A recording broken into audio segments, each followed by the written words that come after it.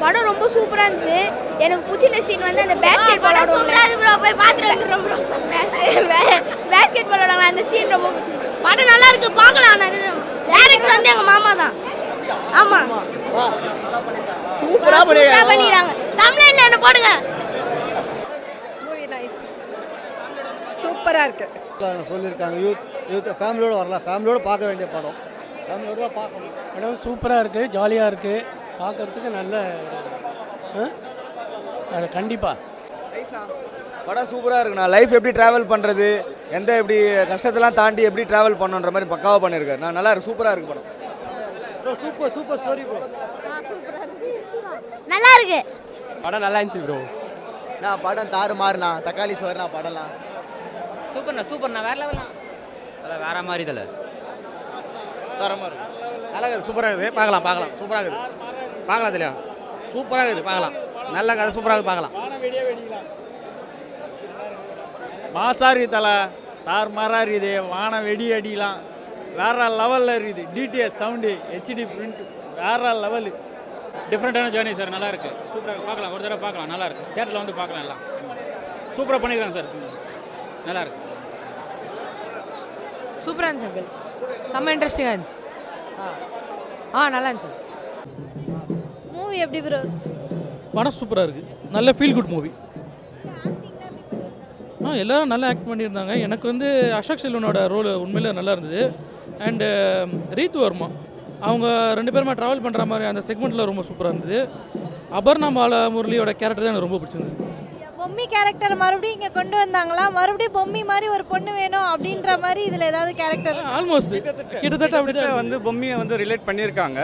And ஒரு கேரக்டரைசேஷனுக்கும் நல்ல reason கொடுத்துருக்காங்க. ஒரு வேல்யூவாக ஒரு என்ன சொல்கிறது, வெயிட்டேஜ் நல்லாயிருக்கு. அண்டு அசோக் சார் பின்னிட்டார், ஸோ அவர் சார் எதுவுமே சொல்லவே வேண்டாம். அண்ட் ஒரு கெஸ்ட் அப்பியரன்ஸாக ஜீவா சார் பண்ணியிருக்காரு. So it's good. ஒரு ஃபேமிலியோடு உட்காந்து பார்க்கலாம். ஒன் டைம் வாட்சபிள்னு சொல்ல முடியாது, ரிப்பீட்டடாக பார்க்கலாம். அந்த ட்ராவல் சீக்வன்ஸு அதெல்லாமே வந்துட்டு என்ன சொல்கிறது, ஸ்டோரி வந்துட்டு பார்த்திங்கன்னா வந்துட்டு எல்லா கேரக்டர்ஸ்னும் அவராக நினச்சிப்பார். ஸோ படம் பார்க்கும்போது நமக்கு வந்து அது நம்ம தான் நமக்கே ரிலேட் பண்ண தோணுது. சில இடத்துல ஒரு சிலர் வந்து ரொம்ப கன்ஜஸ்டடாக அந்த மாதிரிலாம் இருப்பாங்க. பட் இந்த படம் பார்த்தாங்கன்னா கொஞ்சம் வந்துட்டு இல்லை, நமக்கும் இன்னும் நிறைய பேர் இருக்காங்க, இதை விட கஷ்டப்படுறவங்க நிறைய பேர் இருக்காங்கன்றதை அதை கரெக்டாக சீக்வன்ஸ் காமிச்சிருக்காங்க, நல்லாயிருக்கு. மூவியோட ஸ்டோரி லைன் இருக்கும்ல, இதுக்காக தான் மூவி எடுத்திருக்காங்க அப்படின்னு சொல்லிட்டு அதோட ஸ்டோரி லைன் அது சிம்பிள் தாங்க.